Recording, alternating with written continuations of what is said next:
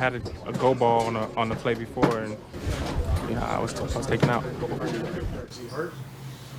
He wasn't. We were rotating. Rotating Tavon in there. Had a couple good opportunities with Tavon. Unfortunately, we weren't able to cash in on him.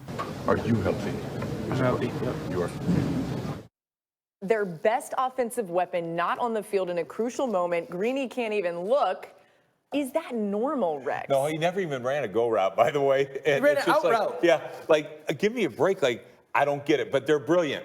I talked about Boy Wonder all year. Now, I do have to give credit to Boy Wonder. They do lead the league in offense. It's crazy. But don't just try to get a head coaching job. I get it. But here's the difference. When it came down to it, one team is about, boom, Philly left hook. That's what you get. Yeah. The other team is soft as Sharpe.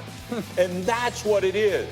And to me, who's going to take it? Always take the more physical team in big situations. This happens in practice, though, right? Sometimes where a receiver would go off the field, but you would never see that in a game. No, well, with your season on the line, I mean, you would think that the best player would be out there. I'm just saying. The Cowboys didn't have any timeouts in that. Oh, they did. Oh, they did. You have 3 timeouts. In that moment, you absolutely call timeout. You don't worry about being able to stop the clock later in the game if you don't convert there. You focus on, I got to have my best player on the field in that. I traded a first-round pick for him. You traded a first-round pick for a guy on the most important play of your season is on the sideline. We need Wrap your head around that. We need further explanation of this, okay? Because you cannot say after the game we were rotating guys in and out. Yeah. I am not in any way comparing Amari Cooper to the people that I'm about to name. But in no possible circumstance were Jerry Rice, Michael Irvin, Chris Carter, the best players on their teams, rotated out on a 4th down play. So somehow, whatever route they ran on the previous play, they managed to get back and run the next play. How does that happen? And if I'm coach, I'm not coming out of the game. Right. No, I'm shooing you back. Tavon, go back on the sideline. You traded for me. Throw me the ball in this moment. Yes, at sometimes guys will tap themselves out, but not in that moment. There's no explanation for the player not being upset about it. There's no explanation for the coach not using a timeout in that moment. If I'm Dak Prescott, I'm calling a timeout. No, I want my guys in my huddle in that moment. I'm going to tell you what happened here. There's no way in heck this player tapped out. There's no way in heck. What they wanted to do was dictate the coverage.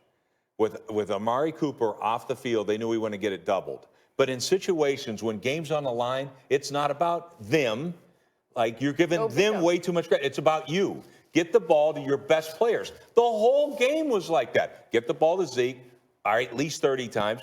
And then in that kind of moment, the ball can only go to one guy. Right. And that's Cooper. But you don't want the coverage. I don't want to throw in the double coverage. Why the hell not? Why did you take this guy? You earned that loss. Oh, amen. You earned that loss. That makes me think they don't trust Dak, too. It makes me think, yes, to some degree.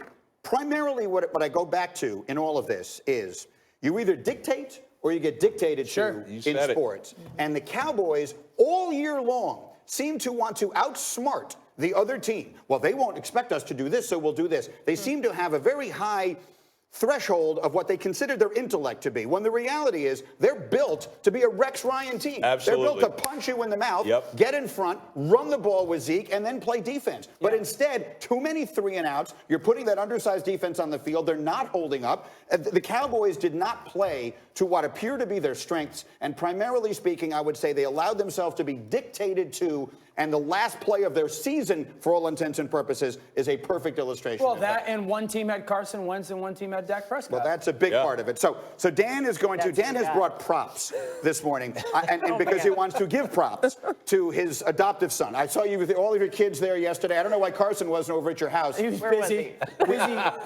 hanging a 300 burger on the Cowboys. Oh my goodness. We're going to talk a lot about Carson Wentz in here, but let's give you 1 minute to start it here. What did he show you yesterday? Legendary stuff. To be able to win that game when you should not. In that city, to beat your most. Chase Utley did this really cool voiceover of how do you become a legend. It's doing things against the most hated opponent when you shouldn't be able to. And Carson Wentz has been called a lot of things in his career, talent, arm talent, creative, whatever. I saw a quarterback that was deadly accurate when they needed him to be deadly accurate. This is a legendary performance. So all the people that had a lot of negative things to say about Carson Wentz, this is a really rough day for you. You might want to stay in hiding because I'm coming with a vengeance today. Yeah, when I look at it, I mean, this kid, I've never questioned him. I think the guy's as talented. You know what? Because everything I've said has been right the whole season, so I don't know what to say. But either way, when I look at it, you're so right about this. Can we please get rid of that statue of the other backup quarterback? Let me say this about Carson Wentz. This last month has been more impressive than 2017. 2017 for Carson Wentz was about talent. This right now is about quarterbacking. We all take responsibility. We all expected to leave here as the NFC's champs. We're not. A disappointing setback for that locker room and for all of us, and I know it is for the fans. So Jerry Jones, from what I'm told, reporters were following him everywhere, and he tried to say as little as he could. Okay, we have so much to dive into here. What is the number one thing we take away? Let's credit the Cowboys. They earned that loss. They deserved to lose that football game. Your quarterback doesn't practice all week, and you decide to go on the road in a cold environment and throw the ball 44 times. We often talk about coaches putting players in positions to be successful, right? How do you handle them? Your quarterback didn't throw a ball all week, and yet you decide to drop him back 44 times. It was obvious to me that Dak did not feel right. The accuracy was not there. And so a little bit falls on his shoulders. He didn't perform well enough. There's way too many misses. But a lot of this falls on the Cowboys earning the loss by the game plan that they go into on the road and asking a quarterback who obviously has his shoulder injury to go, hey, drop back 44 times and try and win a football game. Rex, Dan said it just there in the highlight. That miss to Tavon Austin, he said a $5 million throw instead of $30 million. For Dak Prescott, where does he stand now with the money that he was trying to get at some point at the end of this? Yeah, I thought he was out of his mind and I said that, not taking the money. And whoever's advising him, this is why you take the money, because you have a performance like this. Look, they led the league in offense. So, man, there's a lot of positives. This kid's had a great year. But a game like this, you can come crashing down off of that money. Does anybody want to give him that kind of money right now? I don't think so. Here's what I saw in this game. This was a Dallas Cowboy team. All you got to do is beat a team that's all beat up and everything else. But you know what? I knew I took the Eagles. Yes, why? Why would I take the Eagles? Because this was a playoff game, wasn't it, Greeny? Yes. What happens with Dallas in a playoff game? They get beat. Because they no-show. They forget they got one of the best running backs in the league. We saw that. You got the quarterback that hasn't practiced all day. And who in the – how can you throw 44 times with a guy that never even practiced? The Cowboys are like New Year's Eve, man. The Cowboys are New Year's Eve. You get all this build up, you have all these plans, everything's going to be great, and then New Year's Eve happens, you go, it wasn't worth all the money. That's so depressing. He doesn't have the money yet. Let's dive a little deeper into him before we go anywhere else, because he, after the game, refused to make any excuses because of the shoulder. Yeah. But the reality is some things are excuses and other things are reasons. It's not an excuse that his shoulder hurt.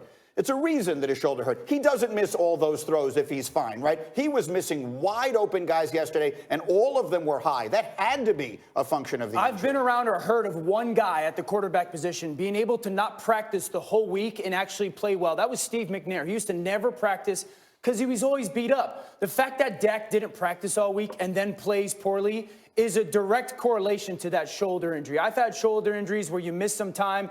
I'm telling you, getting back onto the practice field, you go, okay, what kind of throws can I make and whatnot? It was obvious to me he didn't feel well enough. But at the end of the day, if you're going to go out and play, you better play well. I'm not going to sit here and make excuses for Dak Prescott. Everyone else can. You wanted that moment. You wanted the opportunity with Amari Cooper to be the stars of the show. Yes, you were hurt by some drops, but there's some big-time misses in this football game, in some big-time moments. Here's the reality, too. That miss to Tavon Austin, if that's Tom Brady, if that's Aaron Rodgers, if that's Carson Wentz, we're putting those guys on a crucifix. We are crucifying those guys today. I'm not going to let Dak Prescott avoid that moment. He got to make those throws. If you're going to ask for that money in that moment on the road, I don't want to hear about the shoulder. You got to make the throws, and he didn't. Yeah, and when I look at this, the thing I love about Dak Prescott is that he owned it. Absolutely. You know, so that to me, that's what a leader is, and that's what you want at that position. So many guys get it wrong. We know the guy, in Cleveland, I mean, he would have been blaming everybody else.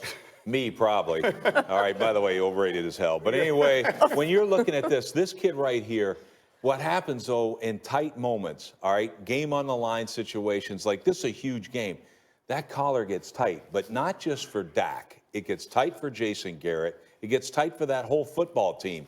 And instead of excelling in the big moment, like Carson Wentz, like the Eagles did, they did just the opposite. And let's talk about the coaches, because I really didn't mean that to give Dak an out as much as I meant it to say, you've got a